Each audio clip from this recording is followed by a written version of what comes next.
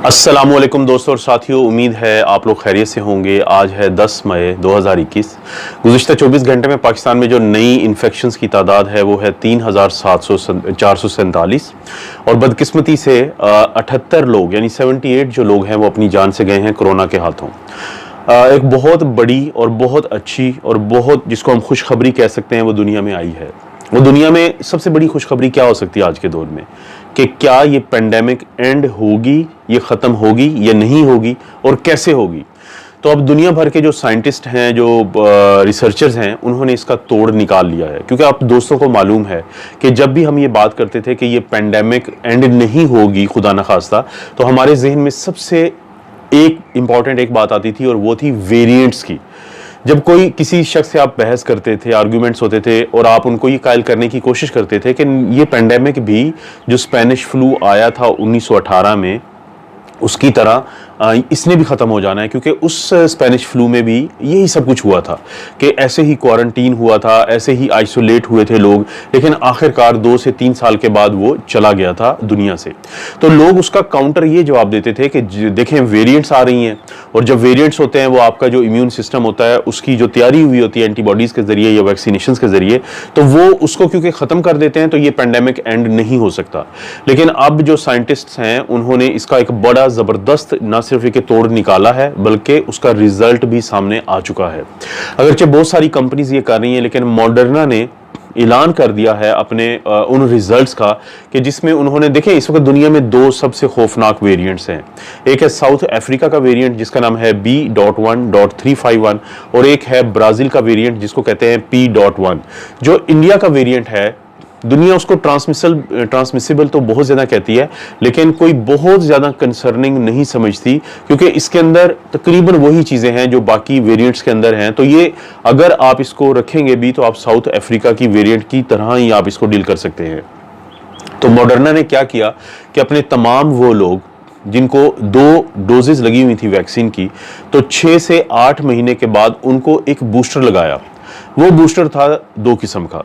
एक बूस्टर वो था जो पुरानी वेरिएंट्स जिसको हम D614G कहते हैं या वाइल्ड टाइप कहते हैं उसके खिलाफ था, और एक वो वेरिएंट था कुछ लोगों को लगाया गया 40 लोगों को कि जिसके अंदर ना सिर्फ ये कि पुराने वाली जो वैक्सीन थी जिसको mRNA 1273 कहते हैं, बल्कि उसके साथ mRNA 1273 के साथ .351 को भी शामिल किया गया।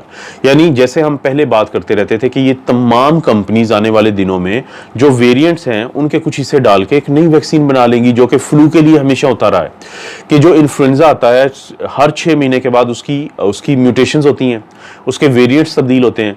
तो हमें हर साल एक नई वैक्सीन मिलती है क्योंकि उस वैक्सीन में जो वेरिएंट्स होते हैं उनको सामने रख के वो वैक्सीन तैयार की जाती है। अब जब ये वैक्सीन जो है, बूस्टर जो है, मॉडर्ना ने अपने लोगों को लगाया तो इनके सामने 2 रिजल्ट आए। पहला रिजल्ट तो ये आया कि वो तमाम लोग जिनको उन्होंने बूस्टर वो लगाया जो पुरानी मॉडर्ना की वैक्सीन थी, तो जिनको पहले वैक्सीन लगी हुई थी तो वाइल्ड टाइप यानी जो D614G जो वायरस है तो उसके खिलाफ जो एंटीबॉडीज थी वो बहुत तेजी से ऊपर गई। इसका मतलब ये था कि पहले की लगी हुई 2 जो वैक्सीन हैं उनके अंदर मेमोरी जो सेल्स थे वो मौजूद थे, उन्होंने बड़ी जल्दी रिस्पॉन्ड किया। एक तो ये बड़ा अच्छा साबित हुआ कदम, और दूसरा अगरचे इन लोगों के अंदर जो साउथ अफ्रीका और ब्राज़ील की वेरिएंट है उसके खिलाफ बहुत ज़्यादा एंटीबॉडीज नहीं बनी थी, तो उन्होंने जब वो बूस्टर लगाया जिसके अंदर जो साउथ अफ्रीका की वेरिएंट है 351 उसको सामने रखते हुए जो तैयार किया गया है, तो तकरीबन सब के सब लोगों में बड़ी स्ट्रॉन्ग एंटीबॉडीज बनी ब्राज़ील की वेरिएंट के खिलाफ, साउथ अफ्रीका की वेरिएंट के खिलाफ और जो वाइल्ड यानी D614G वेरिएंट के खिलाफ। तो वहाँ से जो साइंटिस्ट हैं उन्होंने सुकून का सांस लिया है। उनको ये समझ आ गई है कि अगर वेरिएंट का लिए आते भी हैं पूरी दुनिया में तो आप लोगों को एक सिंगल शॉट लगानी पड़ेगी। जब एक बूस्टर लग जाएगा तो आपके अंदर ना सिर्फ ये कि वो एंटीबॉडीज़ होंगी जो पुरानी जितने भी वायरस की वेरिएंट्स हैं या अक़साम हैं उनको कवर करेंगी, बल्कि वो साउथ अफ्रीका और जो ब्राज़ील की वेरिएंट है उसके खिलाफ भी काम करेंगी। और खुदा ना खास्ता कल दुनिया में अगर कोई भी वेरिएंट आ जाए तो एक थोड़ी सी तब्दीली करके वैक्सीन में और एक सिंगल शॉट बूस्टर का बनाया जा सकता है, जिसको किसी भी शख्स को 6 से 8 महीने के बाद अगर लगा दिया जाए तो वो इम्यून हो जाएगा। और जब एक दफ़ा इम्यूनिटी बहुत ज़्यादा हुई तो आप देखेंगे कि बरतानिया, इजराइल, UAE अमेरिका, इनकी तरह जो केसेस हैं तमाम ममालिक में कम होंगे। मुल्क अब खुल रहे हैं, इसी तरह वो मुल्क जहाँ पे अभी वैक्सीनेशन बहुत ज़्यादा नहीं है तो वो भी खुलना शुरू हो जाएंगे।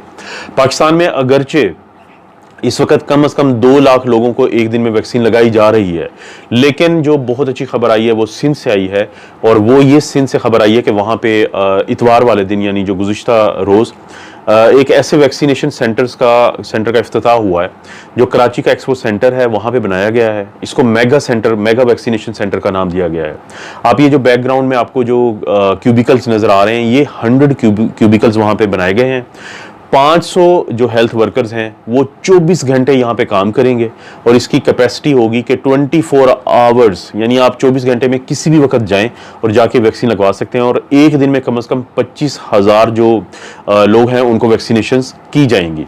अब जाहिर है सिंध को देखते हुए बाकी सूबे जो हैं वो भी अपनी स्ट्रेटेजी को बेहतर करेंगे, और हो सकता है कि आने वाले दिनों में ये जो वैक्सीनेशंस का अमल है ये ज़्यादा से ज़्यादा होगा।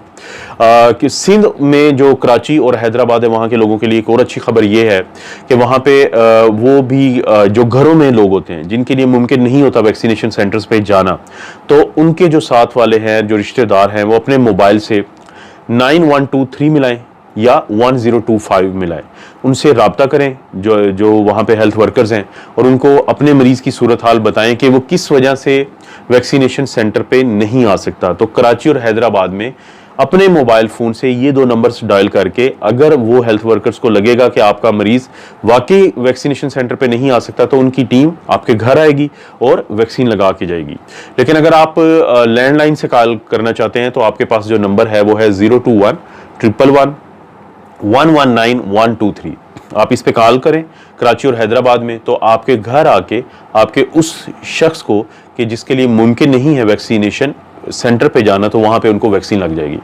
उम्मीद है कि सिंध के ये जो 2 अच्छे काम हैं इसको बाकी जो सूबे हैं, खासतौर पे मैं पंजाब की बार बार बात करता हूं क्योंकि पाकिस्तान में आबादी के लिहाज से ये सबसे बड़ा सूबा है, यहाँ पे केसेस बहुत ज़्यादा हैं, यहाँ पे शरह अमवात बहुत ज़्यादा हैं, तो यहाँ पे वैक्सीनेशन भी सबसे ज़्यादा होनी चाहिए।